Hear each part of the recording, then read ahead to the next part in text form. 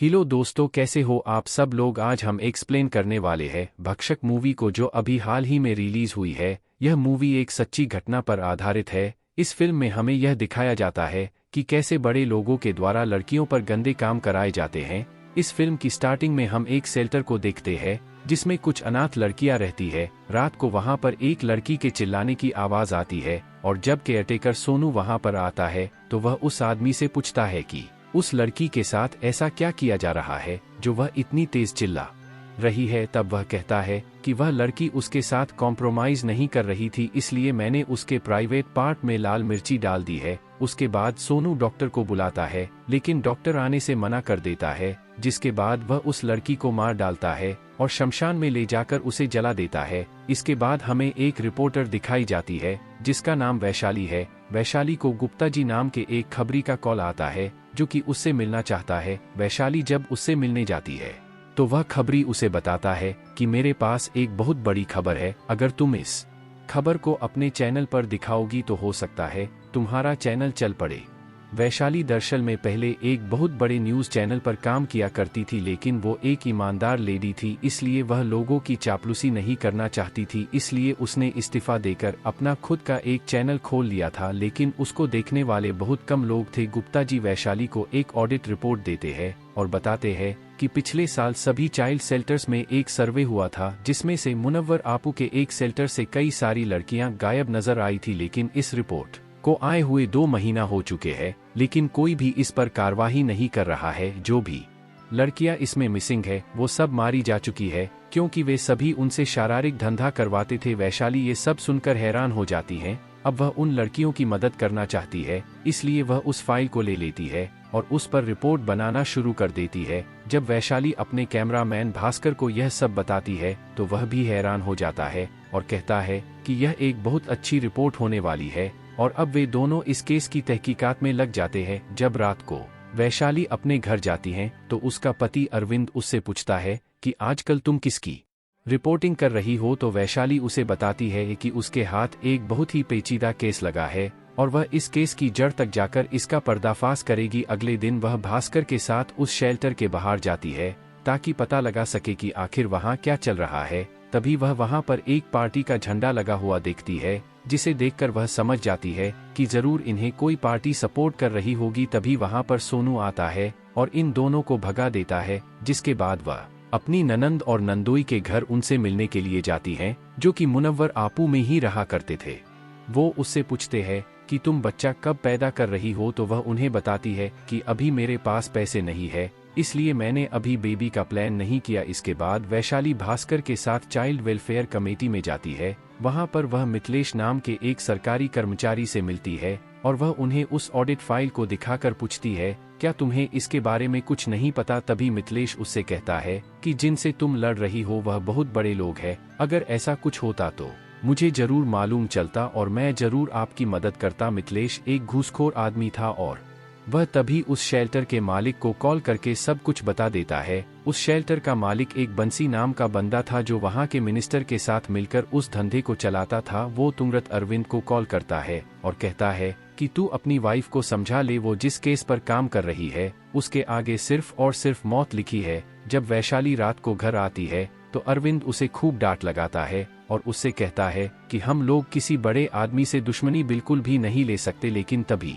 वैशाली उससे कहती है, तुम्हें नहीं पता कि ये बंसी नाम का आदमी कौन है और वह धमकी क्यों दे रहा था। अगले दिन वैशाली के ऑफिस में गुप्ता जी आते हैं और बताते हैं कि दरअसल में बंसी उस गर्ल शेल्टर का मालिक है, वहां पर वो ही उस धंधे को चलाता है और इसमें बहुत सारे लोग भी मिले हुए हैं, इसलिए वह चाहता है कि हम इस न्यूज़ को कवर ना करें। अगर हम ऐसा करेंगे तो इससे वो सलाखों के पीछे होगा। जब वैशाली रात को अपने घर की छत पर घूम रही होती है तभी उसके घर के पास एक गाड़ी आकर रुकती है, जिससे वह समझ जाती है कि वे लोग मुझे फॉलो कर रहे हैं। अगले दिन वह भास्कर जी के साथ बहुत सारे चाइल्ड वेलफेयर होम्स में जाती हैं। वहां पर वह पता करने की कोशिश करती है कि मुनव्वर आपू से यहाँ पर कोई लड़की आई थी या नहीं, क्योंकि वहां पर अगर उसे कोई लड़की मिलती तो वह उसे बता सकती थी कि आखिर वहां पर क्या होता है। फिर भी वह कई जगहों पर जाती हैं, लेकिन उसे कोई भी सबूत नहीं मिलता। इसके बाद वह अपने ऑफिस आकर उस न्यूज़ को कवर करने लग जाती हैं। अगले दिन बंसी उसे अपने घर मिलने के लिए बुलाता है, जहां पर वो उसे धमकी देता है कि तुम इस न्यूज़ को अभी के अभी कवर करना बंद कर दो वरना तुम्हारी मौत भी हो सकती है। लेकिन वैशाली उसकी धमकियों से बिल्कुल भी नहीं डरती, क्योंकि उसने ठान लिया था कि वह उन लड़कियों को इंसाफ दिलाकर ही रहेंगी। जब वैशाली रात को अपने घर आती हैं, तो अरविंद उससे कहता है कि तुम इस केस को छोड़ दो, लेकिन वह इस केस को छोड़ने से मना कर देती हैं, जिस वजह से उन दोनों में लड़ाई हो जाती है। अगले दिन वैशाली फिर से भास्कर जी के साथ सबूत ढूंढने निकल जाती हैं और इस बार उसे एक होम मिलता है जहां पर मुनव्वर परुलकर का नाम सुधा होता है। जब वह वहां पर उसके पास जाती है तो वह बहुत ज्यादा डरी हुई थी। जब वैशाली उससे वहां के बारे में कुछ पूछती है तो वह लड़की कहती है कि अगर मेरा नाम सामने नहीं आएगा तो मैं तुम्हें सब कुछ बताऊंगी। तभी वैशाली उससे वादा करती है कि उसका नाम सामने नहीं आने देगी, जिसके बाद वह लड़की बताती है कि वहां पर क्या हो रहा था। वो लड़की कहती है कि मैं अपने पिताजी के साथ यहाँ पर आई थी क्योंकि उन्हें यहाँ पर एक बावर्ची की ज़रूरत थी और मैं यहाँ पर एक ऐसे बावर्ची अपॉइंट होकर आई थी जो यहाँ पर बच्चों के लिए खाना बनाने वाली थी। सबसे पहले मुझे काउंटर पर सोनू मिला था जिसने मेरा रजिस्ट्रेशन किया था, जिसके बाद उसने मुझे शेल्टर में भेज दिया था। वहाँ पर मुझे सबसे पहले एक बेबी रानी नाम की एक औरत मिली जो वहाँ की वार्डन थी, जो वहाँ पर लड़कियों की देखभाल करती थी। वो मुझे एक हॉल में ले गई जहां पर वे सारी लड़कियां रहती थी। मैं उन्हें देखकर हैरान हो गई थी। बेबी ने मुझसे कहा था कि तुम इन लड़कियों के पास मत आना, हो सके तो इनसे दूर ही रहना और उनसे बात भी मत करना। अगले दिन एक लड़की मेरे पास आई और वह मुझसे बोली कि अगर तुम अपना भला चाहती हो तो तुरंत यहाँ से भाग जाओ, क्योंकि यहाँ पर ये लोग उनके साथ बहुत ही गंदा सलूक करते हैं। तभी वहां पर बेबी रानी आ गई थी और उसने उस लड़की को वहां से मारकर भगा दिया था। एक रात को जब मैं सो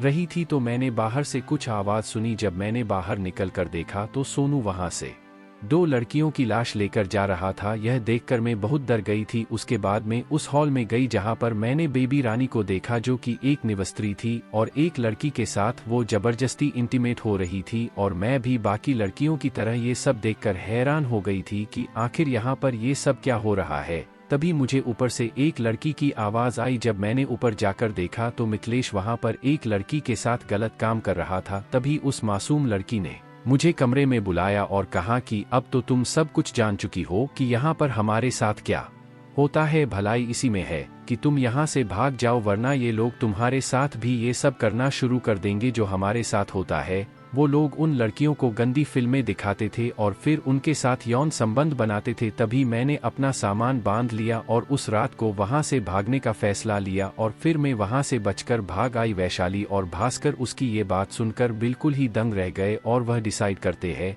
कि अब वह बंसी को किसी भी हालत में सजा दिलाकर रहेंगे। अगले दिन जब वैशाली अपने नंदोई के घर जाती हैं तो उसका नंदोई उससे कहता कि तुम बंसी से दूर रहो, क्योंकि वह एक बहुत ही खतरनाक आदमी है, वो बदला लेने के लिए कुछ भी कर सकता है। तभी वैशाली उनसे कहती है कि वो उन लड़कियों को इंसाफ दिलाकर ही रहेगी। अगर तुम भी मेरी मदद करना चाहते हो तो PIL फाइल कर दे, लेकिन उसका नंदोई उसकी मदद करने से इनकार कर देता है। अगले दिन सोनू बंसी के पास भागता हुआ आता है और उसे बताता है कि किसी ने उसके खिलाफ PIL फाइल कर दी है, यानी कि अब यह केस कोर्ट में चला गया।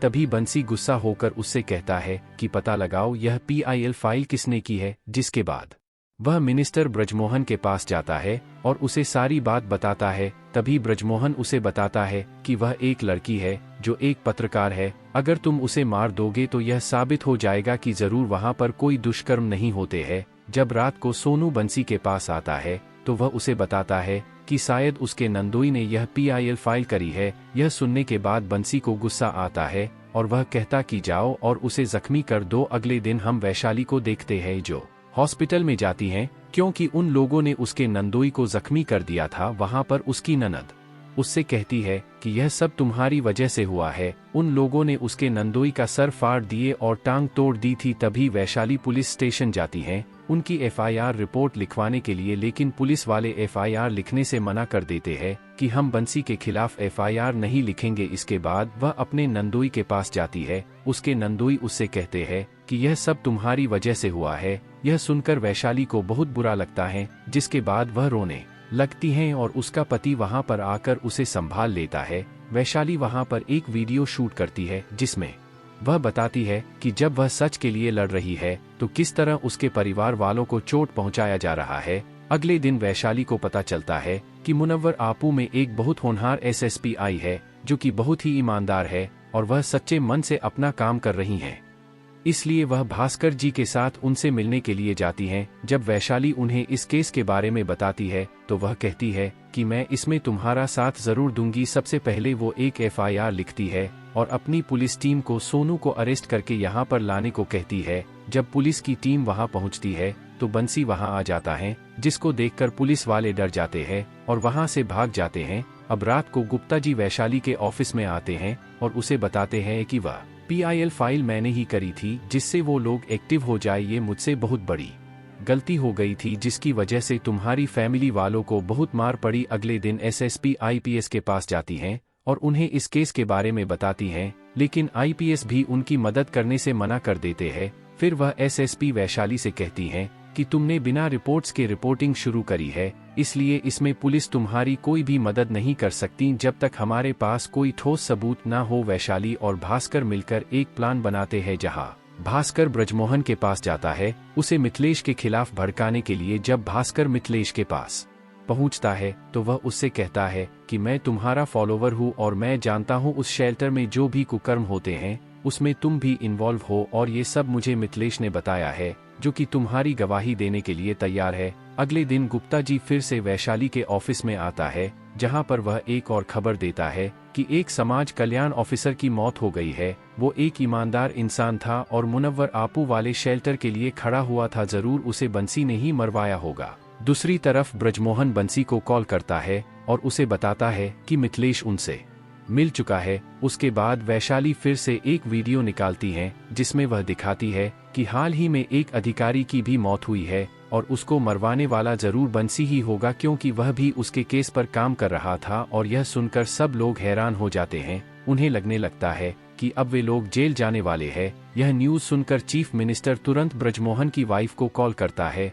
और उससे कहता है कि वो तुरंत बंसी के खिलाफ FIR कर दे। अब बंसी के खिलाफ FIR हो जाती है और अब उस शेल्टर में रेड पड़ने वाली थी। अब उन्हें बस एक सबूत चाहिए था जिससे यह साबित हो जाए कि वहां पर सच में कुछ ऐसा होता था। तभी वैशाली सुधा के पास जाती है और उससे कहती है कि वह सामने आकर सबको सच बताए, जिसके बाद सुधा अपना फेस ढक लेती है और सबको सच सच बता देती है, जिसको सुनने के बाद सभी लोग समझ जाते हैं कि सच में वहां पर लड़कियों के साथ ऐसा हो रहा है। अगले दिन SSP अपनी पूरी टीम के साथ वहां पर जाती हैं और छापा मारती हैं और वह पर बहुत सारी लड़कियों को देखती है। उन्हें देखकर वह दंग रह जाती हैं और फिर वहां पर काम करने वाले सभी लोगों को अरेस्ट कर लेती हैं और बंसी को वहां से घसीट कर लेकर जाती हैं। अब ब्रजमोहन की वाइफ जो एक मिनिस्टर होती है वह अब पलट जाती है और मीडिया के सामने यह बताती है कि उसने ही इस केस की तहकीकात करवाई है और उन मुजरिमों को पकड़वाया है। और मिथिलेश भी उनके सामने शरीफ बनता है